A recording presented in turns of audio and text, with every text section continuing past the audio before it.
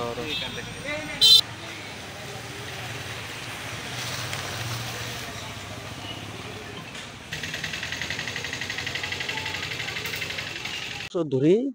তেওঁলোকে খৰিতে ইণ্ডাষ্ট্ৰী চলি আছে আৰু এইটো বন বিভাগে জড়িত আছে।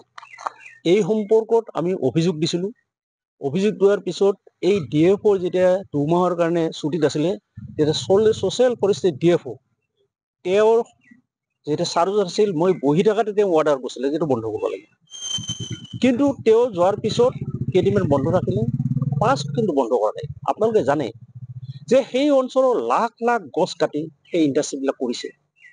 হাতীৰ যিটো আপোনাৰ কৰিডৰ আছিল সেইটো বন্ধ কৰিছে তেওঁলোকে। তাত পদুমপুখুৰীত তেওঁলোকে যিটো আপোনাৰ পানী খাইছিল সেই পানীবিলাক বিভক্ত কৰিছে। তাৰ যিবিলাক বায়'টেক, চিজ বায়'টেক আৰু গুলছানৰ যিবিলাক আৱৰ্জনা তাত গৈছে, যোৱাবাৰ বহু আপোনাৰ খেতি বাতি নষ্ট হৈ গৈছে, সেই লৈ প্ৰতিবাদ কৰা হৈছে। তাত মাছ কাছৰ পৰা কৰি বহু পক্ষী মৃত্যুবৰণ কৰিছে। গতিকে এই কথা বাৰে বাৰে প্ৰশাসনে জানে। এনেই কি সেই চিজ বায়'টেকৰ সন্মুখ ওচৰত আমাৰ মৰণৈ নিপুৰ দাসৰ 4 বিঘা মাটি আছে, তাত তেওঁলোকে সেই আৱৰ্জনাবিলাক পেলোৱাৰ পিছত তাত খেতি কৰিব নোৱাৰে। আজি 4 দিন আগতে দিছে কমপ্লেইনো দিছে। এনেই তাৰ আৱৰ্জনা আমাৰ মৰণৈ বিলত পেলাই আছে, তাত মাছবিলাক আজি মৰি যোৱাৰ অৱস্থা হৈছে। গতিকে আজিকালি যুগত আপুনি খৰি দি ইণ্ডাষ্ট্ৰীবিলাক ক'ত দেখা পাইছে?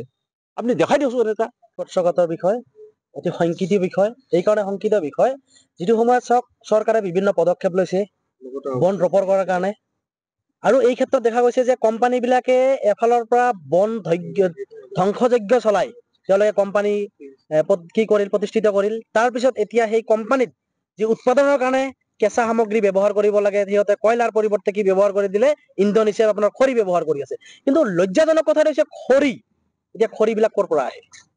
নিশ্চয় জংঘলৰ পৰা আহে, গছ আহে, গছ গছনি কাটি ধ্বংস কৰাৰ ফলত সেই খৰিবিলাক আহি ইয়াত যোগান ধৰে। আৰু এই খৰিবিলাক যে আহে সম্পূৰ্ণৰূপে অবৈধভাৱে আহে, চালানবিহীনভাৱে আহে।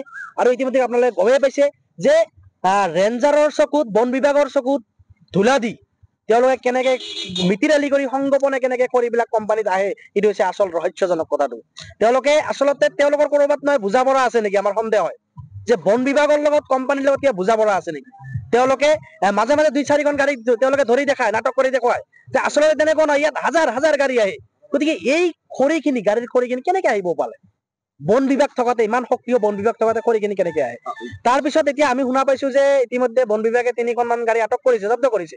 কিন্তু এই 3খনেই কেৱল খৰি দিয়া গাড়ী নে আৰু আগতে আহিছিল?